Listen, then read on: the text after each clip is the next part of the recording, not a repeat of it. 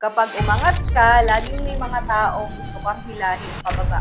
Sounds familiar? Walang nakakababa para sa taong marunong tumayo para sa sarili niya. Kaya kung nararamdaman mo na hinahata ka pababa, ito ang kailangan mong gawin. Hindi mo kailangang makipag-away at patunayan ang sarili mo sa mga taong hindi naman naniniwala sa'yo. May ibang paraan para harapin ito. Ang crab mentality ay resulta ng inggit at insecurities. Kapag umangat ka, merong ibang naiinggit kasi naiiwan sila. Pero tandaan mo, hindi mo responsibilidad na dalhin sila sa taas. Focus ka sa growth mo kasi hindi ka dapat mabuhay ayon sa opinyon ng iba. Tandaan mo rin, mas maraming taong handang tumulong sa'yo kesa hilahin ka pababa.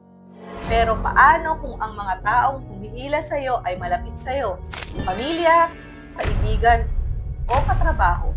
Masakit, di ba? Kaya madalas parang gusto mo nang sumuko. Surround yourself with people who lift you up and use their negativity as fuel to prove them wrong. Hindi mo kailangan ng validation nila. Ang success mo ang magpapakita ng totoong halaga mo. Sa buhay, hindi lahat ng tao matutuwa sa pag-angat mo. Pero tandaan mo, ang tagumpay mo ay para sa iyo, hindi para sa kanila. Keep rising, keep hustling, at hayaan mo silang panoorin ka. Kaya mo yan. Tuloy-tuloy lang. Share this message and follow for more advice.